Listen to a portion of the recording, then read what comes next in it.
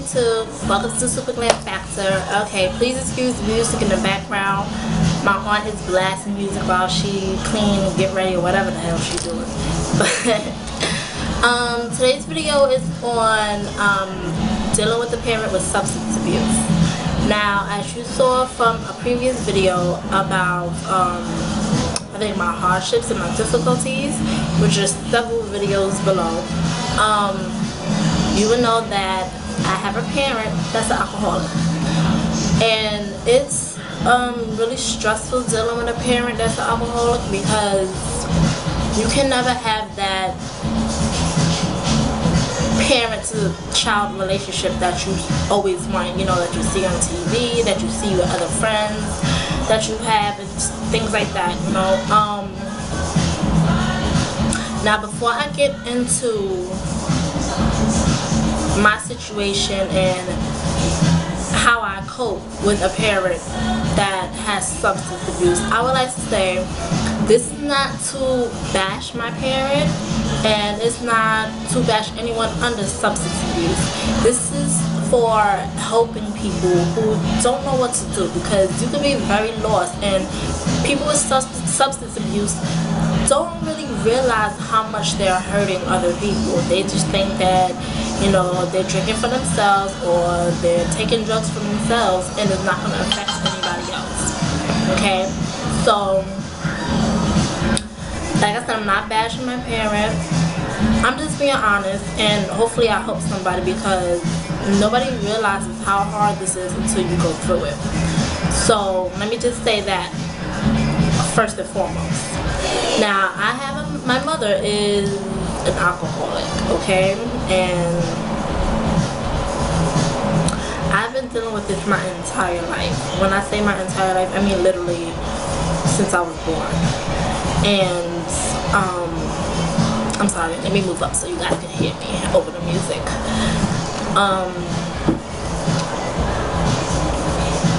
I mean, it's really hard to deal with, because like I said, you lose that relationship with your parent, and you tend not to trust your parent.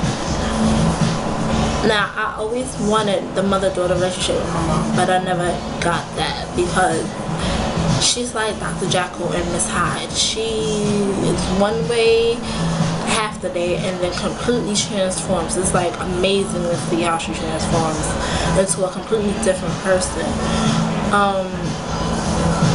I mean, I've been through so much with her. I've been through abuse.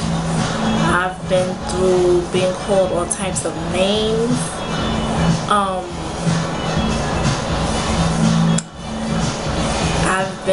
I've ran away. I've did so many things. You know, I had to grow up faster than I wanted to. I kinda enjoyed my childhood, but then I didn't. I got really close with my grandmother. Thank God for her, because I don't know where I would be right now if she wasn't in my life, or if she didn't decide to take the responsibilities of a parent. Because, like I said before, I don't have my father. He was never in my life. I've seen him, but he was never actually in my life. And my mom wasn't really a mother, you know. And I never had a parent. So, I've been called all types of names by her. You know, she shows a lot of jealousy about the relationship I have with my grandmother, which is her mother.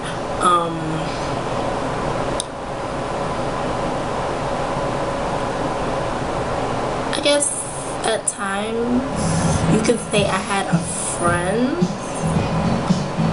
in her, but never really a actual parent. My morals, my goals, things like that come from my grandmother. My attitude and things comes from my mother. I have two sides to me. I can be one sweet person, I can be one vicious, angry person, and like I say, it comes from two different people. Just like if you have a mother and a father, it comes from two different people.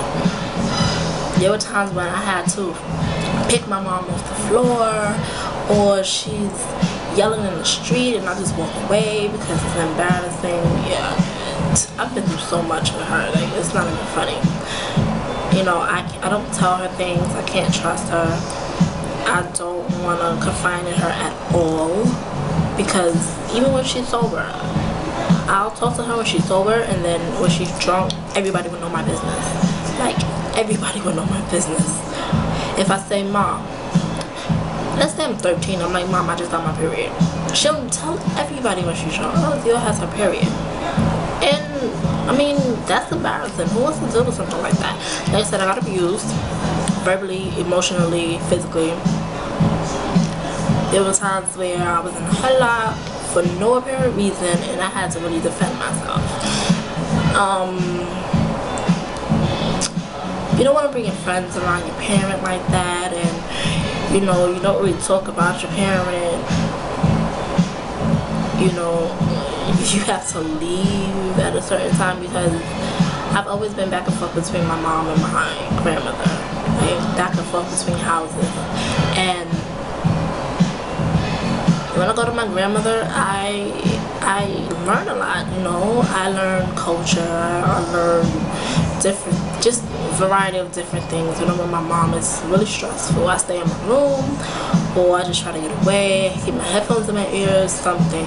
Now that I'm 22 years old, I do what I want, and I really don't let anybody tell me what to do, because I know I had to grow up fast, and I know how to make decisions.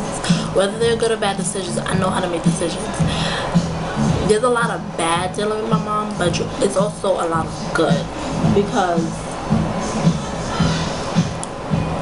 of the way my mom is. How can I put it?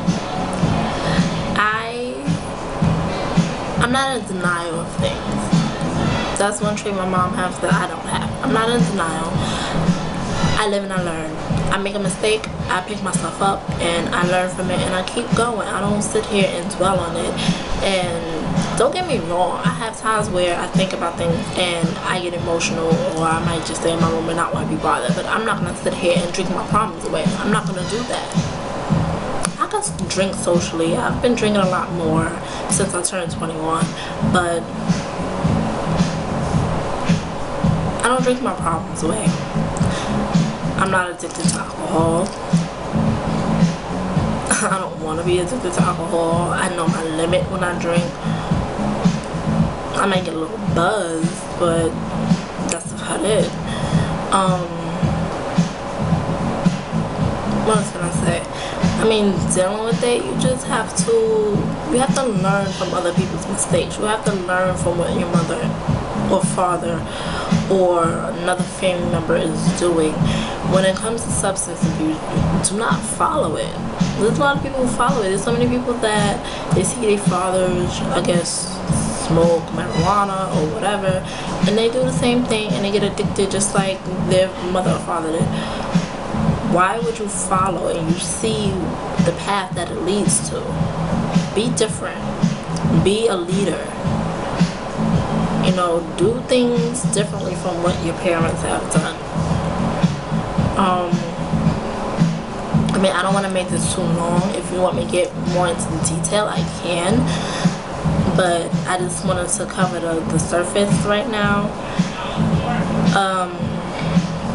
I'm sorry I'm not looking at the camera as much, just because this is a hard subject for me, and I'm trying to give information without exploiting people or offending people, because I don't want to offend anybody. But when you go through so many things with alcohol or drugs or whatever, and it's not your fault, you didn't ask to be here, you didn't ask to be born on this earth, your parents brought you on this earth because they, you know, had relations or whatever, and you were born. It's time to step up and be a parent. All the things you do when you weren't a parent, it has to stop. Now you have somebody else to think about. Now you have another life that you brought here. I didn't bring myself here. You brought me here. So It's a lot of people that don't get that. I don't understand why they don't, but it's a lot of people that just don't get that when you bring a child into this earth, it's time for you to step up and be a parent. Get off the drugs, get your mind right, do what you have to do for your child. Make sure your child is happy, because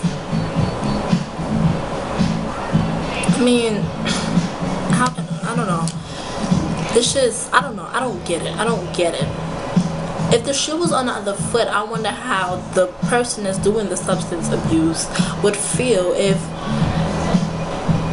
their child was doing substance abuse and they were the parent. You understand what I'm saying? Like, if the roles were reversed, how would you feel? People don't think about that. They just think about themselves. People who do the substance abuse are very selfish. They don't think about other people. They think about themselves. And let me bring some light to the subject. You affect everybody around you. Everybody that comes into your life, you affect. Because not only are you hurting people emotionally, physically, and mentally, you're killing yourself. And people who care about you don't want you to kill yourself. If that's the case, somebody could just bring a gun to your head and kill you and nobody would care. Family cares. So I don't understand why you will put your family through that. If you don't care about yourself, care about your family at least. But on that note, I'm just gonna end this video for now. If you want me to speak more in depth or you have any questions, just leave a comment below. Let me know. I will definitely do more videos like this if you like. I hope this helps somebody a little bit, because like I said, I didn't go into full detail, but I am gonna tell you, you just have to allow that person to be who they are, not let it affect you. Learn from their mistakes. Do not make the same mistakes they made, and be a better person all around.